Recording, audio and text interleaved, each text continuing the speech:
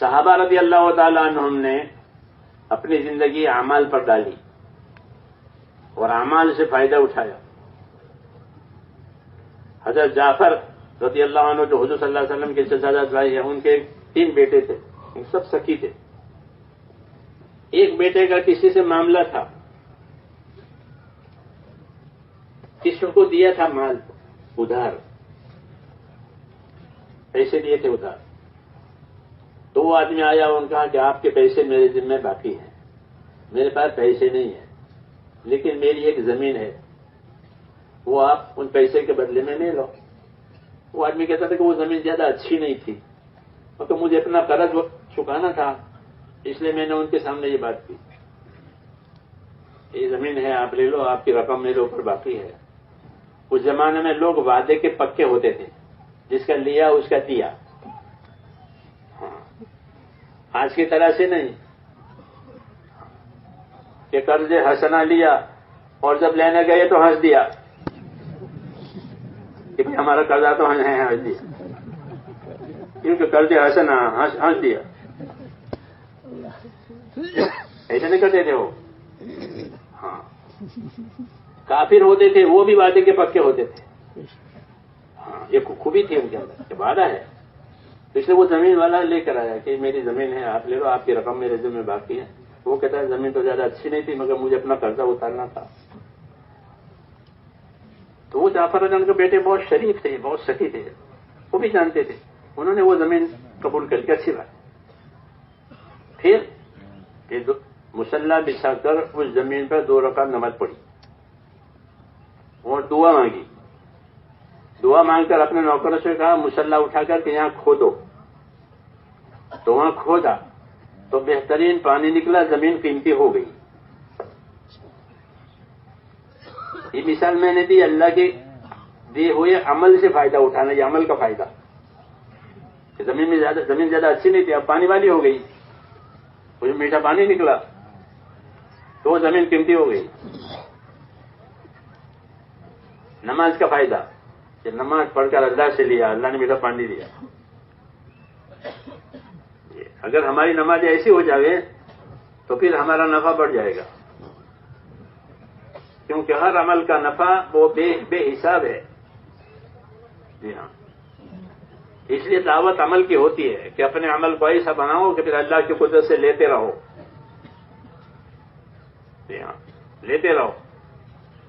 ابو ہریرہ رضی اللہ عنہ فرماتے تھے ہم نے بھوک میں بہت زندگی گزاری، بہت بھوک آئی، بے ہوش ہو جاتے تھے ہم بھوک سے، ہمارے پاس کھانا نہیں ہوتا تھا. حضور صلی اللہ علیہ وسلم کے پاس بھی نہیں ہوتا تھا، آپ کے پاس ہوتا تو ہم کو کھلاتے. ایک دفعہ حضور صلی اللہ علیہ وسلم نے مجھ کو کچھ کھجوریں دی کہ ابو ہریرہ یہ لو، اور اپنے جھولی میں ڈال کر کے اس کو اپنے پاس رکھو اور نکالتے رہو، کھاتے رہو.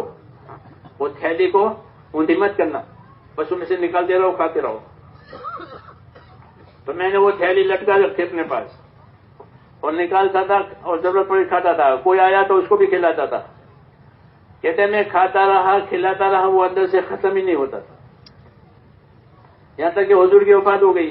اور میرا چالو ہے کام، لوگ آ رہے ہیں، باہر سے مہمان آ رہے ہیں، جماعتیں آ رہی ہیں، تو میں نکال کے کھاتا تھا. پھر ابو بکر کا دور آیا، 2 سال وہ رہے اور میرا یہ کام جاری ہے. اندر سے کھجوریں آ رہی ہے، لوگ آ رہے ہیں، کھلا رہے ہیں، کھا رہے ہیں. ابو بکر کا دور بھی ختم ہو گیا. پھر عمر کا دور آیا، 12 برس کی ان کی خلافت حضرت عمر کی. تو ان کے دور میں بھی یہ میرا کام جاری ہے کہ اندر سے کھجوریں آ رہی ہے، کھا رہے ہیں، کھلا رہے ہیں، لوگوں کو دے رہے ہیں، مہمانوں کی خدمت کر رہے ہیں. پھر حضرت عمر کا دور بھی ختم ہو گیا، ان کا بھی انتقال ہو گیا. پھر عثمان کا دور آیا تو میرا یہ کام چالو ہے. حضرت عثمان کے دور میں ہوا فتنہ اور لوگوں نے حضرت عثمان کو قتل کیا.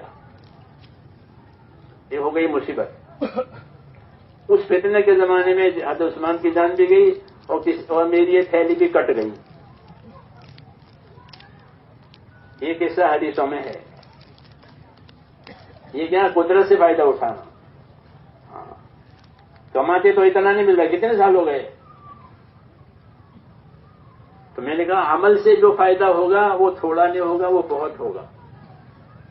اللہ نے ہر عمل میں یہ بات رکھی ہے کہ زندگی اگر عمل پائی اور وہ عمل اللہ کے حکم کے مطابق، رسول صلی اللہ علیہ وسلم کے طریقے کے مطابق اچھی نیت کے ساتھ وہ عمل ہوا کہ اس کا جو نفع ہوگا وہ تھوڑا نہیں ہوگا، وہ بہت ہوگا. اس لیے دعوت ہے عمل کرنے کی کہ عمل بناؤ. ایمان کا نفع کہ ایمان کا نفع بہت زیادہ. کلمہ لا الہ الا اللہ محمد رسول اللہ، ہاں اس کا نفع بہت زیادہ. حضور صلی اللہ علیہ وسلم فرماتے تھے یہ کلمہ برابر لوگوں کو نفع دیتا رہے گا، مصیبتوں کو اور بلاؤں کو دور کرتا رہے گا یہ کلمہ، جب تک کہ لوگ اس کے حق سے بے پرواہی نہ کریں. کہ اس سے حق سے بے پرواہی کیا کہ اللہ کا دین مٹ رہا ہو اور اس کی کوئی کوشش نہ ہو رہی ہو، یہ اس کی بے پرواہی ہے. اب کلمے کا نفع نہیں ہوگا.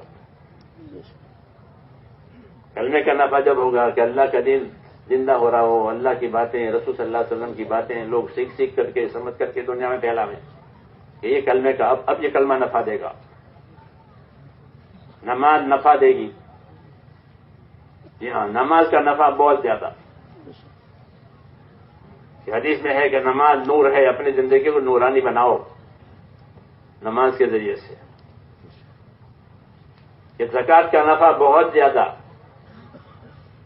ہاں، کہ جو مال جس نے اپنے مال کی زکوٰۃ ادا کی اس کا مال آگ میں اور پانی میں برباد نہیں ہوگا. مال کی حفاظت ہو جائے گی اور مال میں برکت بھی ہوگی. ایسے ہر عمل میں عمل کا نفع کہ عمل کا نفع تھوڑا نہیں، بہت چیزوں کا نفع تھوڑا. عمل کا نفع چاہے جتنا کماؤ، لیتے رہو لیتے رہو، وہ تمہارے ہی لیے ہوگا. آدمی اگر اناج جمع کرے کھائے گا تھوڑا، کیوں؟ اس زیادہ طاقت نہیں ہے. لیکن عمل دین کا کہ جتنا کماؤ. اس لیے جو پہلے حضرات گزرے تھے وہ اپنی زندگی عملی بناتے تھے. اللہ کے راستے میں نکل کر بھی عمل کرتے تھے، اپنے گھر پر بھی عمل کرتے تھے. جی ہاں، زندگی عمل والی. کیوں کہ عمل کا نفع ہمیشہ. اس لیے میرے بھائیوں یہ دعوت عمل ہے. جب ہماری زندگی عمل والی بنے گی تو اعمال میں اثر بھی ہے، اجر بھی ہے. دونوں باتیں ہیں. عمل کا اثر بھی ہے اور اس کا اجر بھی ہے، یعنی ثواب بھی ہے. دونوں. ہر عمل کا الگ الگ اثر بتایا ہے کہ ایمان اور دین اور کلمہ زندہ ہو گیا کیا اثر ہوگا کہ اللہ کلمے والوں کو عزت دے گا. اس کا اثر ہے یہ کہ کلمے والوں کی عزت ہو جائے گی، ایمان والوں کی عزت ہو جائے گی. عزت کا کیا مطلب ہے؟ لوگ سلام کریں گے اس کو کہ نہ. سلام والی عزت تو تھوڑی دیر کی ہے، جب تک وہ کرسی پر ہے لوگ اس کو سلام کریں گے، جب اس کی کرسی ختم ہوگی سلام بھی ختم ہوگی. ہمارے ہاں عزت کا مطلب یہ ہے کہ زندگی گزارنے کا جو طریقہ ہمارے پاس ہے لوگ ہم سے لیں گے، ہم سے سیکھیں گے اور اس پر عمل کریں گے. اس لیے ہم آگے ہوں گے، وہ پیچھے ہوں گے. ہاں، ہم سکھانے والے ہوں گے، وہ سیکھنے والے ہوں گے. لوگ اپنی غلط زندگیوں کو ہمارے پاس آ کے سدھاریں گے. جیسے ڈاکٹروں کے پاس جا کے بیماری کا علاج کراتے ہیں، اپنی غلط زندگی کا علاج ہم سے کرائیں گے. یہ ہماری زندگی غلط ہے، ہمیں راستہ بتاؤ. جب ایمان کی محنت ہوگی تو یہ ہوگا.